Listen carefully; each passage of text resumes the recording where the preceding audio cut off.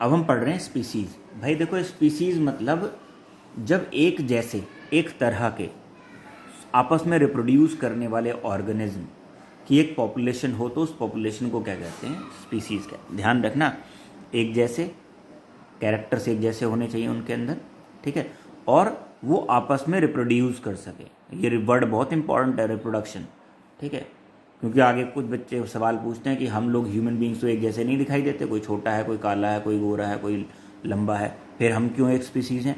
Because we reproduce among themselves, हम आपस में रिप्रोड्यूस कर लेते हैं ना, इसलिए हम एक स्पीसीज़ में काउंट होते हैं, ठीक है।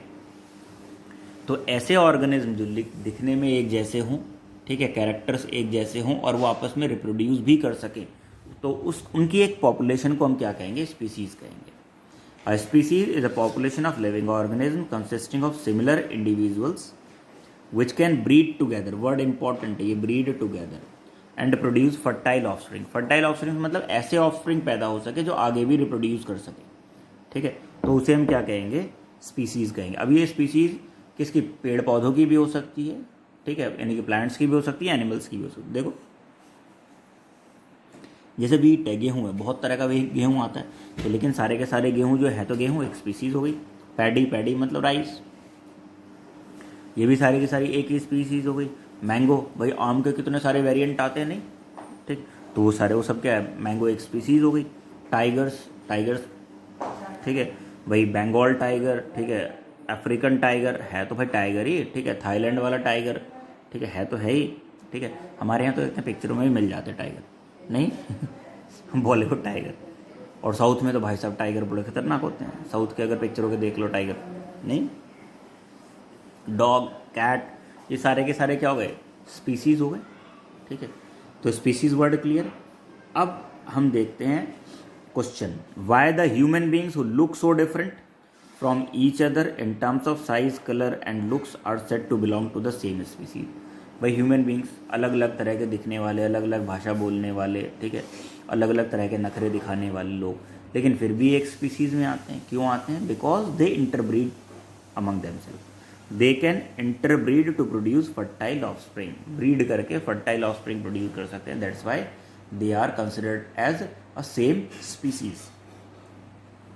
अब आते हैं स्पीसिएशन। स्पीसिएशन कुछ नहीं है, बस ये है कि एक नई स्पीसीज के फॉर्मेशन का जो प्रोसेस है, पूरा प्रोसेस जिसमें एक नई स्पीसीज फॉर्म हो रही है, that is speciation. The process by which new species develop from the existing species is known as speciation. कोई एग्जिस्टिंग स्पीसीज है, इस स्पीसीज से एक नई स्पीसीज फॉर्म हो जाए तो वो क्या कहलाएगी? ये पूरा प्रोसेस क्या कहलाएगा? स्पीसिएशन। जैसे अभी देखो हमारे यहाँ ना बच्चे, कुछ बच्चे बहुत बढ़िया अच्छे पढ़ने में, बहुत अच्छे पढ़ने में, ठीक है, बहुत ही बढ़िया, ठीक है, मतलब उन्हें जो भी काम दो ना फटाफट से करके दिखा। मैं तो बहुत खुश हूँ कुछ बच्चों से।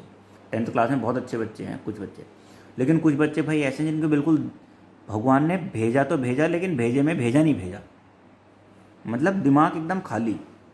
भाई मतलब सच्ची बताऊँ तो उनमें गोबर भी नहीं भरा भगवान ने। ऐसे बच्चे जिनके दिमाग में कुछ भी नहीं है, तो सोचो अंदर वैक्यूम हो गई, वैक्यूम हो गई तो कुछ टाइम बाद क्या, खोपड़ी पटक जानी है। अब धीरे धीरे चल के आगे चल के कोई एक ऐसी स्पीसीज फॉर्म हो जाएगी जिसमें ऊपर वाला माला ही नहीं होगा, यानी कि खोपड़ी में जो इतने बड़ा सा स्कल दिखाई देता वो नहीं होगा, छोटा सा अंडा सा होगा जिसमें 2 आंखें लगी होंगी और 2 साइड को कान होंगे। पता चला आंखें और कान बड़े हो गए, दिमाग है ही नहीं तो छोटा हो गया। तो ऐसी जो स्पीसीज बनेगी उन इन कामचोर बच्चों से, जो हमारे बैच में भी हैं कुछ, तो वो एक नई स्पीसीज फॉर्म होने का जो तरीका होगा उसे क्या कहेंगे? स्पीसिएशन कहेंगे। नहीं तो स्पीसिएशन क्लियर हुआ, एक नई स्पीसीज बनेगी, वैसे कामचोरों की स्पीसीज जो होगी। अब देखते हैं factor which could lead to the rise of a new species are. नई स्पीसीज के फॉर्म होने के लिए कौन कौन से फैक्टर रेस्पॉन्सिबल है? 3 फैक्टर है। एक है जोग्राफिकल आइसोलेशन, ये बड़ा इंपॉर्टेंट होने वाला, अगली पूरी एक वीडियो इस पर ही बनेगी। जोग्राफिकल आइसोलेशन, जोग्राफिकल आइसोलेशन से मतलब ये है कि जोग्राफिकली आइसोलेटेड प्लेसेस, जैसे इंडिया और चाइना की बात करें तो इंडिया के लोग और चाइना के लोगों के बीच में ना क्या आ रहा है, एक बीच में माउंटेन रेंज आ रही है कॉल्ड हिमालयन रेंजेस।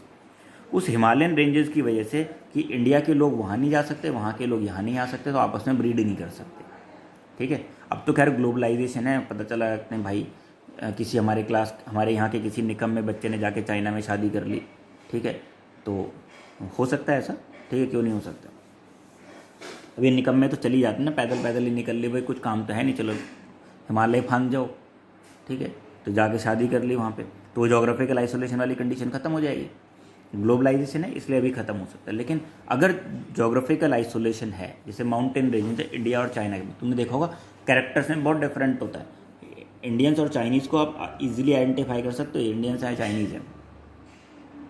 ऐसे ही ज़रूरी नहीं कि केवल माउंटेन रेंजेस और रिवर्स भी हो सकती हैं, बड़ी बड़ी रिवर्स, इसके इस तरफ अलग पॉपुलेशन रहती है, उसके अलग उस तरफ अलग तरह की पॉपुलेशन रहती है। डेजर्ट हो सकते हैं, एक डेजर्ट के इस तरफ और एक डेजर्ट के उस तरफ, दो अलग अलग तरह की पॉपुलेशंस रहती हैं। तो जोग्राफिकल आइसोलेशन हो गया एक। दूसरा जेनेटिक ड्रिफ्ट। जेनेटिक ड्रिफ्ट मतलब अचानक से जीन्स की फ्रीक्वेंसी में कुछ चेंज आ जाए, इसे आगे डिस्कस करेंगे, ठीक है। नेक्स्ट है variation due to natural selection. किसी नेचुरल सिलेक्शन की वजह से कोई वेरिएशन आती है, तो ये 3 कॉज हमारे हो जाएंगे। किस चीज़ के? जो फैक्टर्स हैं जो लीड करेंगे नई स्पीसीज़ के फॉर्मेशन के लिए। हम इन तीनों को अलग अलग पढ़ेंगे पूरा डिटेल में, तो अभी परेशान मत होना, आगे की वीडियोज़ में आएगा।